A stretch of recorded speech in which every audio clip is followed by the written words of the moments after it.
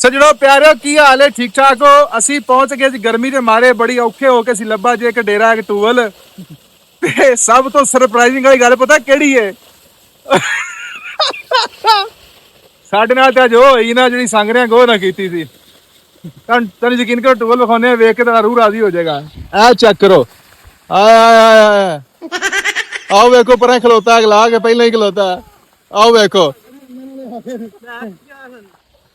ਇਹ ਯਕੀਨ ਏਦਾਂ ਟੁਰੇ ਨੇ ਜਿਵੇਂ ਮੰਗਣ ਵਾਲੇ ਟੁਰੇ ਹੁੰਦੇ ਨੇ ਹੈ ਤੁਹਾਡੀ ਖੈਰ ਹੋ ਜੇ ਮੈਂ ਬਰੈਨੀ ਛੱਡ ਕੇ ਆਇਆ ਚਲੋ ਨਾਲ ਚੱਲੇ ਆ ਕੀ ਛੱਡ ਕੇ ਆਇਆ ਵੇ ਕੀ ਮੈਂ ਘਰ ਬਰੈਨੀ ਬਣੀ ਬਿਰਿਆਨੀ ਛੱਡ ਕੇ ਆਇਆ ਓਏ ਬਿਰਿਆਨੀ ਦੀ ਸਪੈਲਿੰਗ ਪੁੱਛ ਤੇ ਕੋਲੋਂ ਮੈਂ ਰੋਟੀ ਚਾਰ ਨੇ ਖਾਂਦੇ ਹੋਏ ਛੱਡ ਦਿੱਤੇ ਯਾਰ ਖੁਦਾ ਦੀ ਕਸਮ ਹੈ ਸਾਡੇ ਨਾਲ ਤਾਂ ਏਜੰਟ ਹੋ ਗਿਆ ਯਕੀਨ ਕਰੋ ਇਹਦੀ ਪੇਮੈਂਟ ਦੱਸ ਦੇ ਬੁਕਿੰਗ ਦੱਸ ਦੇ ਕਿੰਨੇ ਚ ਹੁੰਦੀ ਹੈ ਹਾਂ ਜੇ ਕਿਸੇ ਨੇ ਬੁਕਿੰਗ ਕਰਾਣੀ ਹੋਵੇ ਤੇ ਭਾਈ ਸਾਨੂੰ ਦੱਸ ਸਕਦਾ ਵਾ ਬੁਕਿੰਗ ਵੀ ਹੋ ਜਾਏਗੀ ਇਹਦੀ ਪਰ ਕਮ ਸੇ ਕਮ 2 ਹਫ਼ਤੇ ਪਹਿਲੇ ਦੱਸਣਾ ਪੈਣਾ ਅਸੀਂ ਹੱਥੋਂ ਦੇਾਂਗੇ ਤੁਹਾਨੂੰ ਕੀ ਨਾਣਾ ਕਰਦਾ ਅਸੀਂ ਹੱਥੋਂ ਦੇਾਂਗੇ ਤੁਹਾਨੂੰ ਹਾਂਜੀ ਕਰ ਦਿਓ ਸਾਨੂੰ ਮਸ਼ਹੂਰ ਕਰ ਦਿਓ ਸਾਨੂੰ ਮਸ਼ਹੂਰ ਕਰ ਦਿਓ ਬਹੁਤ ਡਾਲ ਸੁੱਟ ਕੇ ਮੈਂ ਨਾਲ ਸ਼ੈਂਪੂ ਲੈ ਕੇ ਆਇਆ ਕਿ ਨਹਾਵਾਂਗੇ ਸਿਲਕ ਲਾਵਾਂਗੇ ਰੋੜੀ ਕੋਈ ਸਨ ਸਿਲਕ ਲਾ ਕੇ ਨਹਾਉਣ ਆਏ ਸਨ ਸਿਲਕ ਲਾ ਕੇ ਹਾਲਾਂਕਿ ਘਰ ਕਾਲੇ ਸਾਬਣ ਨਾਲ ਨਹਾਉਂਦੇ ਨੇ ਹੁਣ ਤੱਕ ਆਵਾ ਇਲਾ ਓਏ ਹੋਏ ਕਾਨੀ ਓਏ ਹੋਏ ਇਦਾਂ ਕਰ ਲਈਏ